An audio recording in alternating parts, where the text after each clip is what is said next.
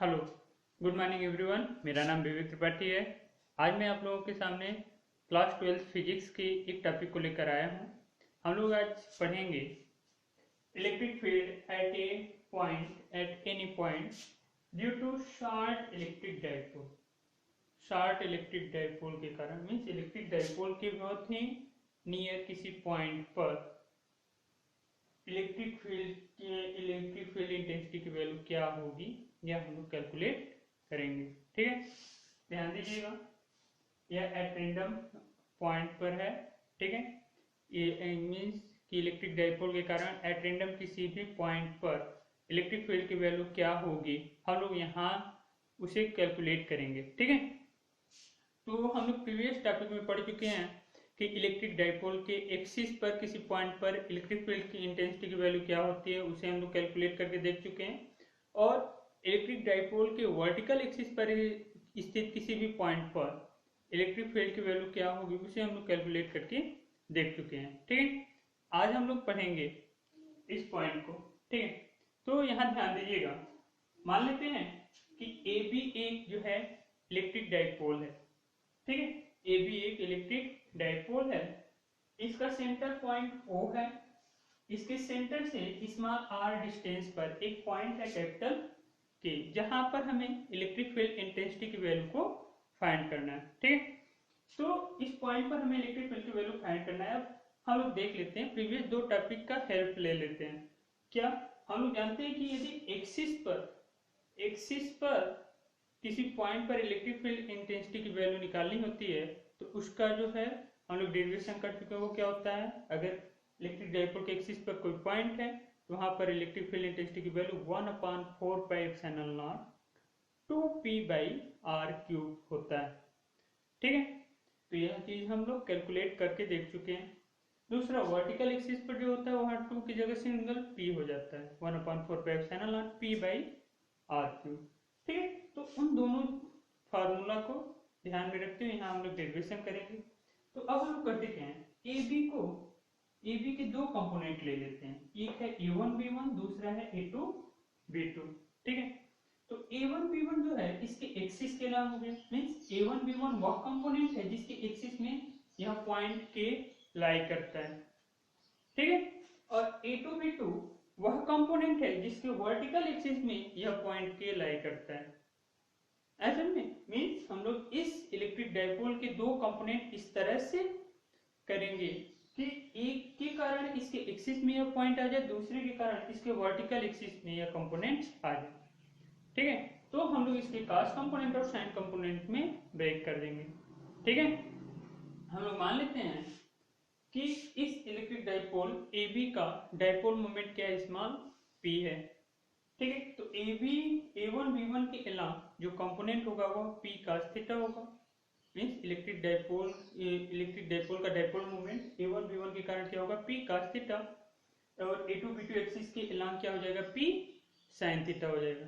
ठीक है, तो अब ध्यान दीजिएगा,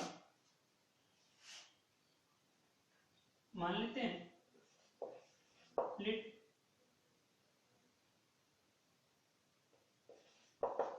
a1b1 and a2b2 be two axis such that दोनों एक्सिस किस तरह से हैं कि lie in the axis of a1b1 and lie in vertical axis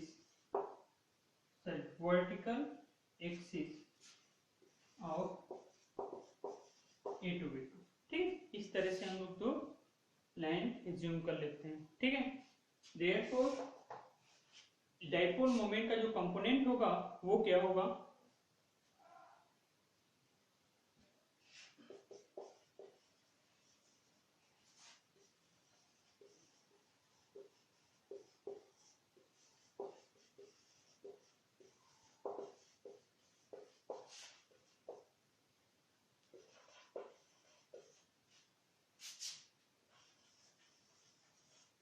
therefore component of electric dipole moment along A1 B1, A1 B1 के along क्या हो जाएगा P cos theta, A1 B1 के अलांग क्या हो जाएगा P cos theta and along A2 B2 यह हो जाएगा P sin theta. A1 B1 के अलांग यह हो जाएगा P cos theta and A2 B2 के अलांग यह हो जाएगा P sin थीटा। ठीक है, अब हम लोग इन दोनों कंपोनेंट के कारण इस पॉइंट K पर इलेक्ट्रिक फील्ड की वैल्यू क्या होती है इसे कैलकुलेट कर लेते हैं। ठीक है,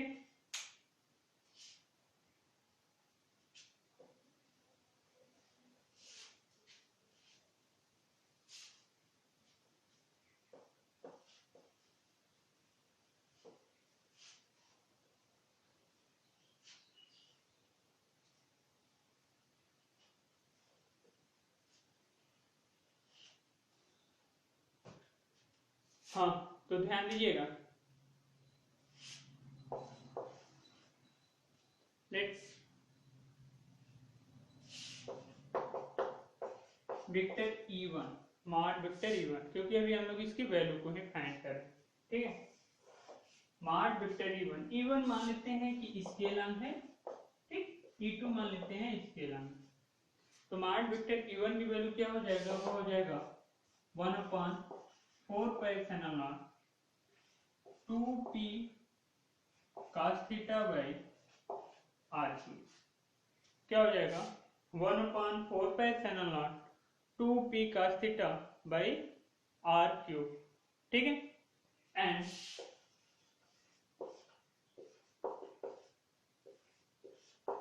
E2 क्या हो जाएगा, E2 मीन्स इसके वर्टिकल कंपोनेंट के कारण वो यह हो जाएगा 1/4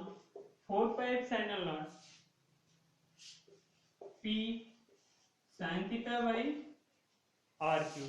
ये क्या हो जाएगा 1/4 p sin theta by r3। ठीक है, अब हम लोग ध्यान देते हैं इस फिगर पर।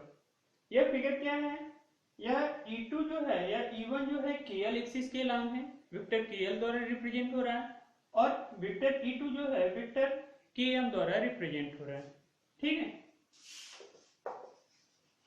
फ्रॉम फिगर से हम लोग यह कर सकते हैं, vector E1 represented as vector KM and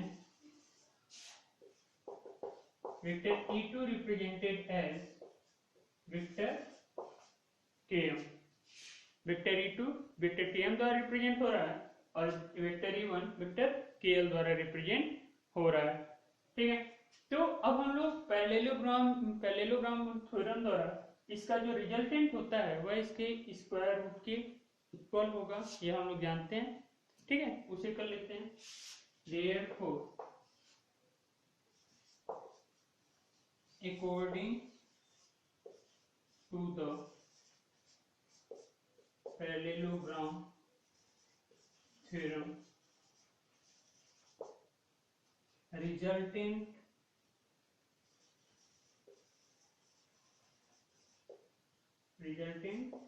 Kn, जो रिजल्टेंट Kn होगा वह क्या होगा, resultant Kn is equal to, ध्यान दीजिएगा, ठीक है, resultant Kn is equal to क्या हो जाएगा, अंडर रूट में KL का स्क्वायर प्लस KM का होल स्क्वायर। ठीक है, KL का स्क्वायर प्लस KM का होल स्क्वायर। ठीक है, अब इनके वैल्यू रखकर इसका स्क्वायर, इनके सम का स्क्वायर रूट निकालेंगे, वह किसका वैल्यू हो जाएगा, मॉड ऑफ वेक्टर Kn का। ठीक है, देख लेते हैं। हेलो, हाँ तो देखिएगा, तो यहाँ पर Kn का वैल्यू हो जाएगा, मॉड Kn का value under root 2p cos theta upon 4 pi epsilon naught r cube, ठीक है, plus p sin theta upon 4 pi epsilon not into r cube, ठीक है। यहाँ पर देख रहे हैं जो अंडर KL का स्क्वायर प्लस KM के स्क्वायर का अंडर रूट करना था, तो KL का स्क्वायर वैल्यू ये हो गया, इसका स्क्वायर का वैल्यू ये हो जाएगा। ध्यान दीजिएगा, इनमें बहुत सारी चीजें कॉमन मिलेंगी। P ऊपर दोनों में P कॉमन मिलेगा और नीचे दोनों का जो डिनोमिनेटर है वो दोनों में सेम है, तो वो दोनों सेम होंगे, उन्हें बाहर निकाल सकते हैं। तो ये आ जाएगा क्या, 1/4 pi epsilon not into small p by r cube, यह बाहर आ जाएगा। अंदर क्या बचा रह गया, स्क्वायर रूट में 2p cos थीटा का whole square plus 3 plus sin square theta, ठीक है। p तो बाहर आ गया, p बाहर आ जाएगा, ये p का ये 2 cos थीटा का स्क्वायर और ये sin स्क्वायर थीटा, ठीक है।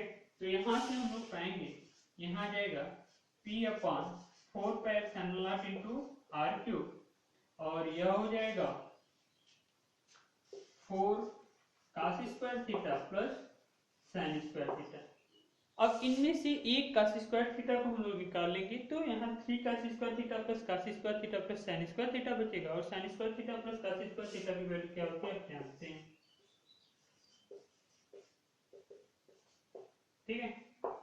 यहाँ क्या हो जाएगा, हम लोग इसे ब्रेक कर देंगे, ये हो जाएगा 3 cos स्क्वायर थीटा प्लस 1, क्योंकि sin square theta plus 1 cos square theta क्या हो जाएगा 1 के बराबर आ जाएगा, ठीक है। sin square theta plus cos square theta 1 के बराबर आ जाएगा।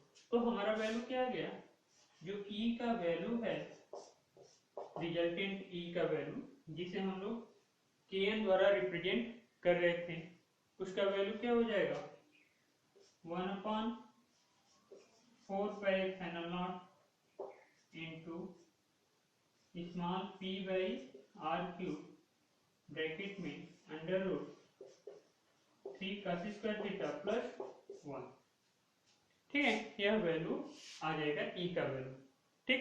अब E का डायरेक्शन क्या होगा, इसे हम लोग देख लेते हैं, इसे नोट कर लीजिएगा। अब E का डायरेक्शन क्या होगा, इसे देख लेते हैं।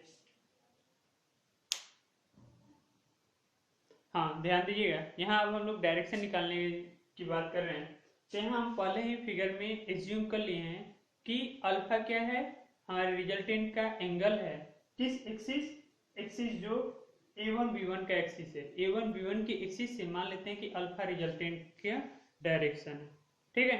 तो अब क्या होगा, tan अल्फा की वैल्यू हम लोग कैसे निकालेंगे, tan अल्फा की वैल्यू इस फिगर द्वारा ln/kn होगा, ठीक है, ln/kn, ठीक।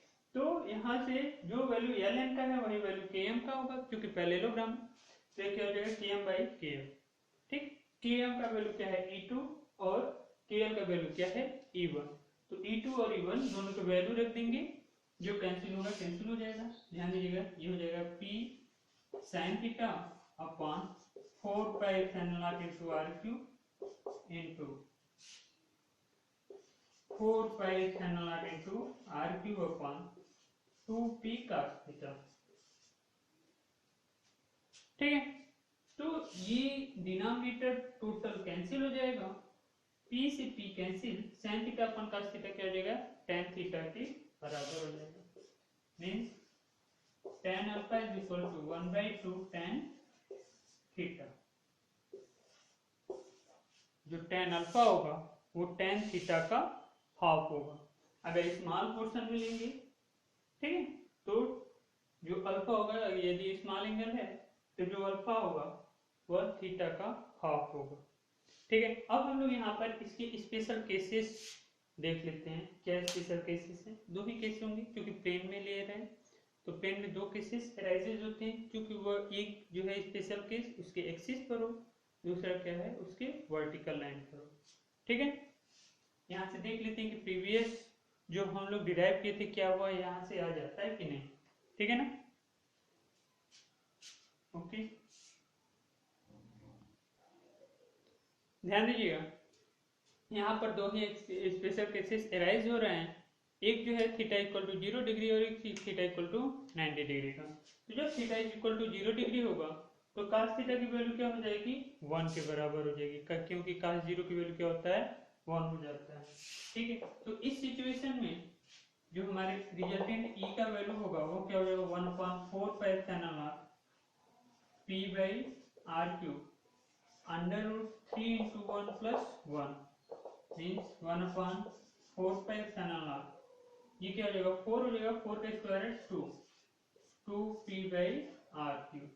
तो रिजल्टेंट ई की वैल्यू हमारे यह हो जाएगा। ठीक है, जो कि उसकी किसी इलेक्ट्रिक डाइपोल के एक्सिस पर लाई करने वाले किसी भी पॉइंट पर इलेक्ट्रिक फील्ड की वैल्यू को बताता है उस फार्मूले द्वारा। ठीक है, दूसरा केस जो है, case second, when theta is equal to 90 degree, this implies cos 90 की वैल्यू क्या हो जाएगा, 0, यहाँ 0 हो जाएगा, इसका मतलब under root 3 cos theta plus 1 की वैल्यू 1 ही हो जाएगा, क्योंकि यह वैल्यू 0 हो जाएगा।